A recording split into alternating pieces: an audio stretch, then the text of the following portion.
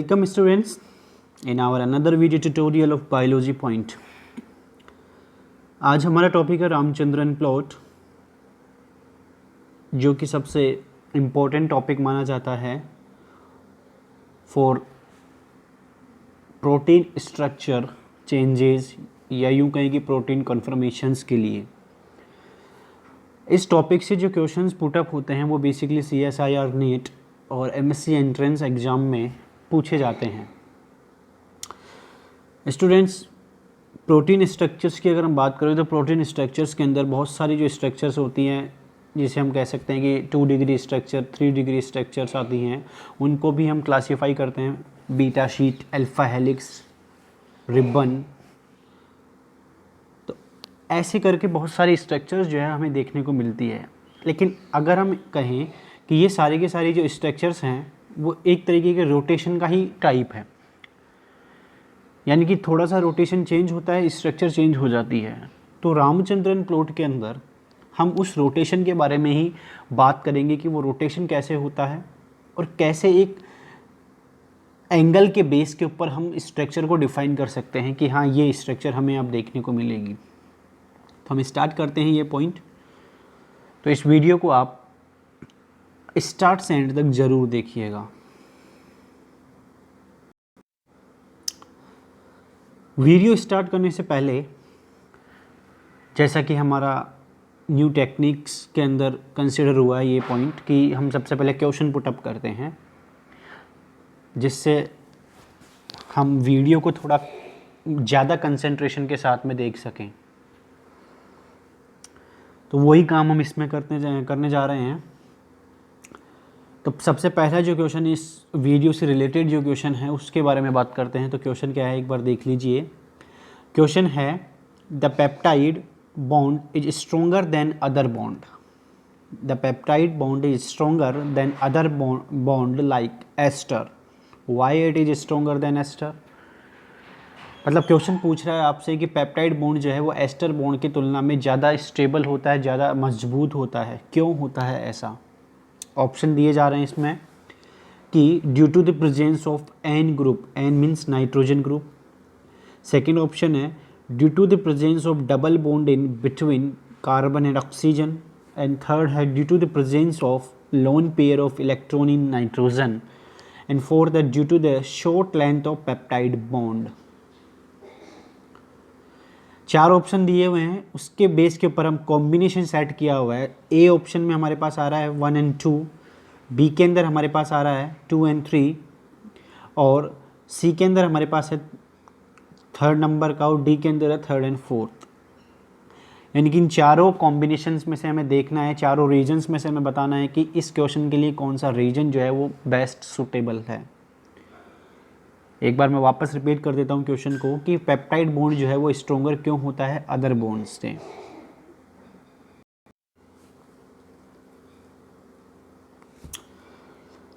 तो अगर आपको ये क्वेश्चन का आंसर अभी पहले ही मिल जाता है तो अच्छी बात है, नहीं इस वीडियो के अंदर आपको तो उसका आंसर मिलेगा ही। तो वीडियो को आप देखते रहिए। तो हम स्टार्ट करते हैं हमारा जो मेन टॉपिक है अबाउट रामचंद्रन प्लॉट और रिलेटेड टू दिस क्वेश्चन। तो स्टार्ट करने के लिए सबसे पहले हम यहाँ पे देखेंगे polypeptide chain. What is the polypeptide chain?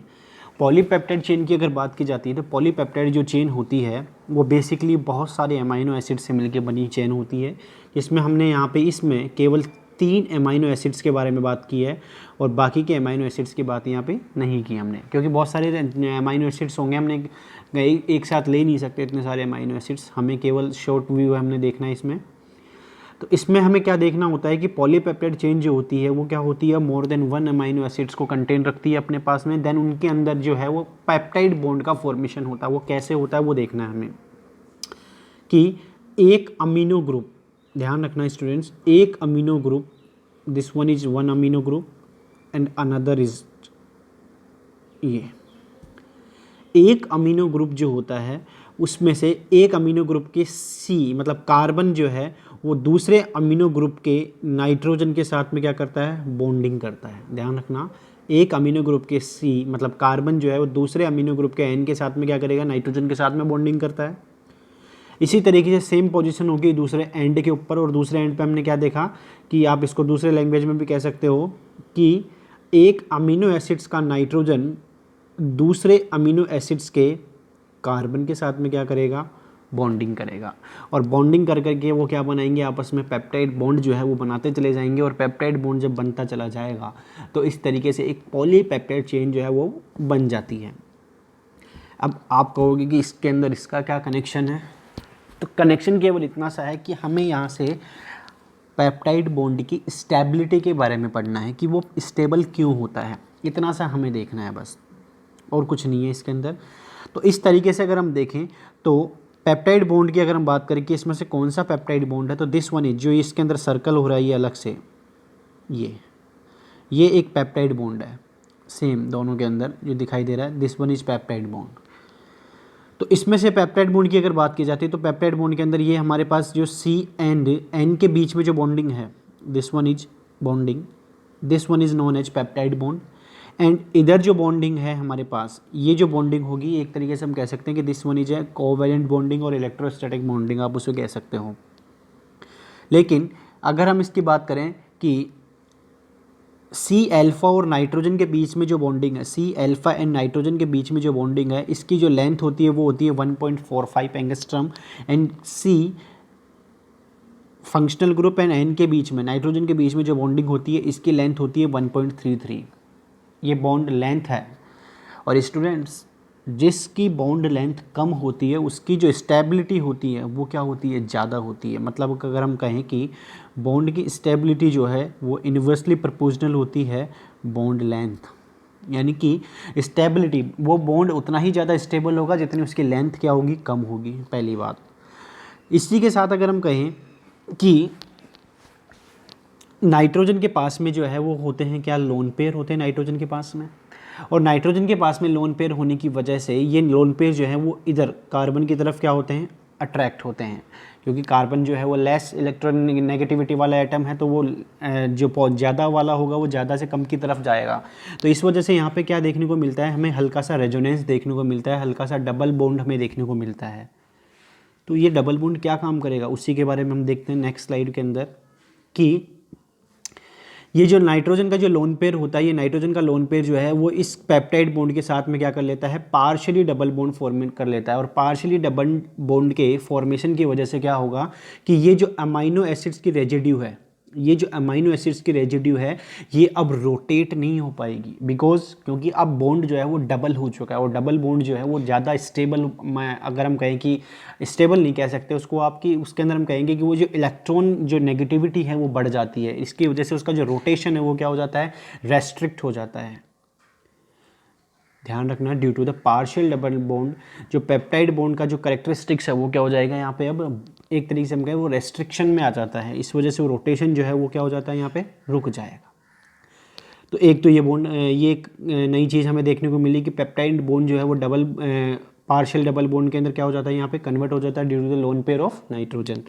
इसी के साथ C अल्फ़ा की जो बॉन्डिंग है एक तरफ नाइट्रोजन के साथ है और एक तरफ है वो कार्बन के साथ में है, तो ये जो बॉन्डिंग है इसको भी यहाँ पे नया नाम दिया हुआ है, that is the what, phi and Sai.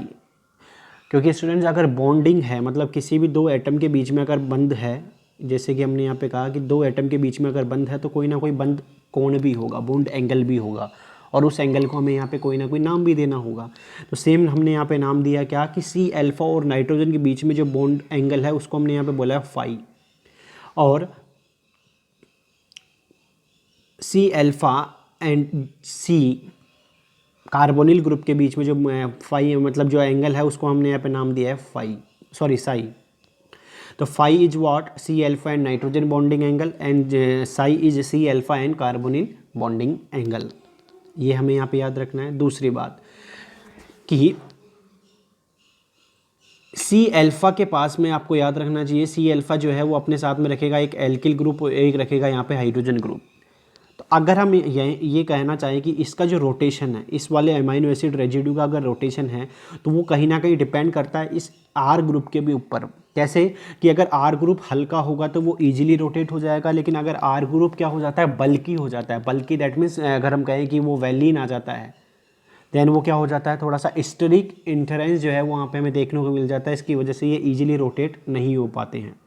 तो यानी कि अगर हम कहें कि यहाँ पे जो रोटेशन है, रोटेशन एंगल की अगर बात करें तो फाई एंड साई का जो बॉन्ड एंगल है वो डिपेंड करेगा यहाँ पे इस एल्किल ग्रुप के ऊपर। ये आपको यहाँ पे याद रखना है। नेक्स्ट, अगर हम किसी भी मॉलिक्यूल की ज्योमेट्री की अगर बात करते हैं तो किसी भी मॉलिक्यूल की ज्योमेट्री के लिए हमें दो चीज़ पता होनी चाहिए। पहला तो बॉन्ड लेंथ या बॉन्ड डिस्टेंस की अगर बात करें, और दूसरा हमें बॉन्ड एंगल। इन दोनों के बेस पे हम थोड़ा सा आइडिया लगा सकते हैं कि ये जो मॉलिक्यूल है वो इस तरीके की ज्योमेट्री रखता है। फॉर एग्जांपल अगर हम H2 की बात करते हैं तो H2 के अंदर हमें लीनियर बॉन्डिंग दिख रही है। इसकी वजह से इसकी जो ज्योमेट्री डिसाइड होगी वो केवल एक डिस्टेंस, बॉन्ड डिस्टेंस के बेस पे डिसाइड की जा सकती है। सेम कंडीशन अगर हम H2 के साथ में लेते हैं तो H2 के अंदर जो है वो बॉन्ड डिस्टेंस भी मायने रखती है, लेकिन यहाँ पे अब क्या आ जाता है, एक नया factor, that is the bond angle. और बॉन्ड एंगल के बिना हम इसकी ज्योमेट्री जो है वो डिसाइड नहीं कर सकते। तो यानी कि यहाँ पे हमारे पास दो फैक्टर आ गए, और दो फैक्टर आते हैं यहाँ पे हमारे पास, distance and bond angle. Students, ये थोड़ा केमिस्ट्री का पार्ट है लेकिन ये बहुत इंपॉर्टेंट है स्ट्रक्चर्स के बारे में जानने के लिए। नेक्स्ट की अगर हम बात करें, इसी तरीके से अगर हम सेम बात करते हैं H2O2 के लिए, तो H2O2 के अंदर भी वही चीज़ आती है कि यहाँ पे डिस्टेंस और जो है एंगल, दोनों चीज़ मायने रखती है अबाउट द ज्योमेट्री। लेकिन स्टूडेंट्स, अगर हम इस ज्योमेट्री की बात करें तो this one is the 3 dimensional geometrical structures. कैसे कि this one is single plane and this one is another single plane, दोनों प्लेन अगर जब एक साथ उपस्थित होते हैं तो this one is the 3D। And 3D structure की अगर बात की जाती है तो 3D स्ट्रक्चर के अंदर दो डिफरेंट बॉन्ड एंगल जो है वो हमें दिखाई देंगे। कैसे कि this one is another bond angle and this one is another bond angle. तो दोनों बॉन्ड एंगल के ऊपर जो है वो इस H2O2 की जो ज्योमेट्री है वो डिपेंड करती है। तो अगर हम कहें कि ये बॉन्ड एंगल अलग होगा और ये बॉन्ड एंगल अलग होगा तो ज्योमेट्री जो है वो थोड़ी सी क्या हो जाएगी, चेंज हो जाएगी। और अगर हम 0 से लेकर के 360 डिग्री तक बॉन्ड एंगल की बात करते हैं तो बहुत सारे, लगभग अगर हम एक डिग्री का भी वेरिएशन देखें तो 360 तरीके की हमें स्ट्रक्चर्स जो हैं वो देखने को मिल सकती हैं, अगर रोटेशन जो है वो एक डिग्री के ऊपर भी हो रहा है। तो अगर हम कहें कि यहाँ पे जो रोटेशन है वो डिपेंड कर रहा है बॉन्ड एंगल के ऊपर, तो सेम कंडीशन जो है वो हमें किस में देखने को मिलेगी, सेम कंडीशन हमें देखने को मिलेगी अमाइनो एसिड्स के अंदर, कि वहाँ पे भी हम जो फाई और साई का जो एंगल है वो भी देखेंगे कि वो रोटेट हो रहे हैं। देन जैसे ही रोटेट होते हैं प्रोटीन की स्ट्रक्चर क्या हो जाती है, चेंज हो जाती है। और यहाँ पे सबसे वेरी इंपॉर्टेंट जो पॉइंट आता है वो ये आता है कि जब दो डिफरेंट प्लेन के अंदर अगर हम एंगल की बात करते हैं तो इस एंगल को नया नाम दिया जाता है, this one is torsion angle and dihedral angle. और टॉरिजन एंगल और डाईहाइड्रल एंगल के बिना मेजरमेंट के हम रामचंद्रन प्लॉट को कभी भी ड्रॉ नहीं कर पाएंगे। तो this one is the torsion angle. और ये बहुत बार पूछा जाता है कि what is the importance of torsion angle in the Ramachandran plot, और इसी को टॉरिजन एंगल को ही कहा जाता है डाईहाइड्रल एंगल। नेक्स्ट देख लीजिए, सेम कंडीशन यहाँ पे जो हमें मैंने कहा कि यहाँ पे जो है एक एंगल फाई हो जाएगा, एक हो जाएगा साई, और डिपेंड करेगा R2 के ऊपर, क्योंकि R2 अगर जो है वो बल्कि हो जाएगा तो ये इनको इजीली रोटेट नहीं करने देगा, क्योंकि ये स्टैटिक इंडरेंस जो है वो यहाँ पे क्रिएट करेगा, मतलब त्रिविम जो बाध्यता है वो यहाँ पे ये उत्पन्न करेगा। इसकी वजह से ये रोटेट नहीं हो पाएंगे जितना इनको रोटेट होना चाहिए था। तो यानी कि अगर हम कहें कि rotation will be dependent on the alkyl group of carbon alpha, या अल्फा कार्बन के एल्किल ग्रुप के ऊपर डिपेंड करेगा। तो अगर हम कहें कि अब क्या रोल है इनका रामचंद्रन प्लॉट के अंदर, तो इसी रोल को हम यहाँ पे एक्सप्लेन करेंगे एक चार्ट के सहायता से। उसी चार्ट का या उसी जो डायग्राम का नाम रखा गया वही रखा गया रामचंद्रन प्लॉट। तो this one is the very important and very interesting topic about the Ramachandran plot. तो देख लीजिए स्टूडेंट, इसमें होता क्या है कि रामचंद्रन प्लॉट की अगर बात की जाती है तो इसके अंदर हमने एक ग्राफ लिया है एक्स एंगल के ऊपर और एक लिया है हमने वाई। दोनों पे हमने वैल्यू रखी है -80 से लेकर के +80। इधर भी हमने -80 से लेकर के +80 रखा है, दोनों मिलकर के 360 एंगल हो जाएगा। इसके साथ में ये इस लाइन का जो है मिड पॉइंट होगा जिस पे एंगल जो है एक बार 0 होगा, और ये इस लाइन का मिड पॉइंट होगा जहाँ पे एंगल क्या होगा, एक बार 0 होगा। इस तरीके से ये क्या हो जाते हैं, 4 जो है वो क्वाड्रेट जो है यहाँ पे हमें दिखाई दे जाएंगे। तो रामचंद्रन प्लॉट और रामचंद्रन साइंटिस्ट और इसके 3 कलीग्स ने मिलकर के ये प्लॉट जो है वो डिज़ाइन किया था। इसके अंदर हमने क्या देखा था कि जो प्रोटीन की जो स्ट्रक्चर्स होती है वो डिफरेंट डिफरेंट एंगल शो करती हैं, और डिफरेंट डिफरेंट एंगल जो है वो उनकी स्ट्रक्चर को डिफाइन करके जाता है। दूसरी बात, यहाँ पे 2 एंगल के अंदर वेरिएशन की वजह से स्ट्रक्चर चेंज हो जाती है, इसलिए ये एक जो प्लॉट है वो दोनों एंगल के ऊपर डिपेंड करेगा। ध्यान रखना, दोनों तरह के एंगल के ऊपर डिपेंड करेगा कि फाई का कितना एंगल होता है और साई का कितना एंगल चेंज होता है। तो रामचंद्रन प्लॉट के अंदर इस साइड की अगर हम बात करें, अगर हम इसको ए नाम दे देते हैं, इसको अगर हम बी नाम देते हैं और इसको सी और डी नाम अगर देते हैं, तो ए प्लॉट के अंदर हमने क्या देखा कि यहाँ पे जो प्रोटीन स्ट्रक्चर्स मिलती हैं वो बिल्कुल सेम टू सेम होती हैं एज द बीटा शीट। और बीटा शीट की अगर बात की जाती है तो अगर हम इसके अंदर बॉन्ड एंगल की बात करके चले तो बॉन्ड एंगल यहाँ पे अगर हम कहें कि ये साई वाला एंगल होगा और ये फाई का एंगल होगा, तो यहाँ पे साई की वैल्यू क्या होगी, तो यहाँ पे साई की वैल्यू पॉजिटिव में ही होगी, क्योंकि ये इस साइड की तरफ हमें दिखाई दे रहा है। तो इस साइड जो है वो साई की वैल्यू कितनी होगी, पॉजिटिव होगी। 0 से लेकर +80 तक वो कुछ भी हो सकती है, +110 हो सकती है, 120, 130 कुछ भी हो सकती है ये वैल्यू। लेकिन अगर हम इसके अंदर देखें कि साई के बाद में अगर फाई की वैल्यू की अगर बात करते हैं, तो फाई की जो वैल्यू होगी इस वाले प्लॉट के अंदर जो कि बीटा शीट वाला है, इसमें ये फाई की वैल्यू क्या हो जाती है, नेगेटिव हो जाती है। और फाई की वैल्यू नेगेटिव यहाँ पे कितनी रहेगी, तो नेगेटिव यहाँ पे हो सकती है -80 से अगर हम आगे तक बढ़ते हैं तो ये वैल्यू हो सकती है -160, -150, -130 तक हो सकती है। तो इसका मतलब क्या हुआ, इसका इतना सा मतलब ये हुआ कि फाई एंगल जो है वो तो रोटेट हुआ है इन द पॉजिटिव डायरेक्शन, या यूँ कहें कि क्लॉकवाइज, और हल्का सा ये रोटेशन जो फाई का हमें देखने को मिला वो एंटी क्लॉकवाइज भी देखने को मिला। इसकी वजह से इनकी जो वैल्यू है वो दोनों की एंगल की जो वैल्यू है वो कितनी आ रही है, डिफरेंट आ रही है। तो हमेशा यहाँ पे हमें ध्यान रखना है कि जो बीटा शीट होती है वो हमें इस एरिया वाले में मिलेगी, इसको अगर आप नाम देना चाहते हो ए। दूसरी बात, बीटा शीट भी 2 प्रकार की होती है, एंटी पैरेलल एंड पैरेलल। तो ये जो अंदर वाला जो छोटा सा ग्राफ है ये है पैरेलल बीटा शीट के लिए, और बाहर का जो एरिया है ये कवर करता है एंटी पैरेलल बीटा शीट को। Is that clear? नेक्स्ट, अगर हम इसको बी नाम देते हैं एरिया को, तो इसके अंदर ये जो ग्राफ आता है ये आता है फॉर द अल्फा हेलिक्स, और अल्फा हेलिक्स के लिए यहाँ पे जो वैल्यू होगी, तो अल्फा हेलिक्स के लिए यहाँ पे साई की वैल्यू तो हमेशा क्या रहेगी, पॉजिटिव रहेगी। लेकिन अल्फा हेलिक्स के लिए यहाँ पे जो फाई की वैल्यू है वो भी क्या रहेगी, पॉजिटिव रहेगी। वेरी इंपॉर्टेंट पॉइंट है। तो क्वेश्चन यही पूछा जाता है कि अल्फा हेलिक्स के लिए फाई और साई की वैल्यू क्या रहेगी, पॉजिटिव या नेगेटिव। ये हमें यहाँ पे दिख रही है कि यहाँ पे दोनों के लिए इसकी वैल्यू क्या रहेगी, पॉजिटिव। लेकिन बीटा शीट के लिए साई की वैल्यू तो पॉजिटिव रहती है और जो फाई की वैल्यू है वो क्या रहती है, नेगेटिव रहती है। ये हमें याद रखना है। तो this one is the left handed alpha helix and this one is right handed alpha helix. ये लेफ्ट हैंडेड अल्फा हेलिक्स का मतलब ये लेफ्ट साइड जो टर्न करेगा वो अल्फा हेलिक्स होगा जिसमें दोनों की वैल्यू पॉजिटिव रहेगी, और ये जो है वो लेफ्ट साइड के बाद में ये राइट साइड है अल्फा हेलिक्स है जिसमें दोनों की वैल्यू क्या रहेगी, नेगेटिव रहेगी। वेरी इंपॉर्टेंट पॉइंट है ये। तो ये जो प्लॉट एरिया है जिसके अंदर हमने स्ट्रक्चर्स को on the basis of bond angle define किया है, इसी को बोला जाता है रामचंद्रन प्लॉट। तो स्टूडेंट्स, मैं आपको वापस एक बार बता दूं कि रामचंद्रन प्लॉट के अंदर हमने देखा क्या। इसके अंदर हमने देखा कि बॉन्ड एंगल जो है वो किस तरीके से और किन फैक्टर के ऊपर डिपेंड करता है, और उनके डिपेंड के साथ साथ उनके रोटेशन से उनकी जो स्ट्रक्चर्स है वो क्या होती चली जाएंगी, चेंज होती चली जाएंगी। क्लियर बात है यहाँ पे? तो ये था हमारा रामचंद्रन प्लॉट का वीडियो, और अब हम आते हैं हमारे फर्स्ट जो हमने क्वेश्चन किया था उसके आंसर के ऊपर। तो स्टूडेंट्स, आंसर की अगर बात की जाती है तो पेप्टाइड बॉन्ड की जो स्टेबिलिटी है वो डिपेंड करेगी, पहले आपको मैं बात बता दूं, बॉन्ड लेंथ के ऊपर भी डिपेंड करेगी, क्योंकि बॉन्ड लेंथ अगर कम होगी तो स्टेबिलिटी ज़्यादा होगी। दूसरी बात, अगर वहाँ पे हमें रेजोनेंस देखने को मिल जाएगा, रेजोनेंस का सीधा सा मतलब है लोन पेयर ऑफ इलेक्ट्रॉन, तो अगर वो हमें देखने को मिल जाएंगे तो वहाँ पर हम कह सकते हैं कि वो ज़्यादा स्टेबल होगा। तो इसलिए आंसर यहाँ पर क्या आएगा, डी। तो आंसर यहाँ पे डी का मतलब है 3rd and 4th। Is that clear? क्योंकि फर्स्ट हमें क्या बोल रहा है कि due to the presence of nitrogen group, हाँ ये भी हो सकता था, लेकिन अगर यहाँ पे हम देखते हैं तो थर्ड के अंदर हमें क्या साफ साफ दिख रहा है कि presence of the lone pair of nitrogen group, तो ये अच्छा ऑप्शन है उसकी तुलना में। लेकिन सेकंड में हमने क्या देखा कि सेकंड बोल रहा है केवल कि presence the double bond between the C and O, carbon and oxygen, इसका यहाँ पे पेप्टाइड बॉन्ड के साथ में कोई रोल नहीं है। क्लियर बात है यहाँ पे।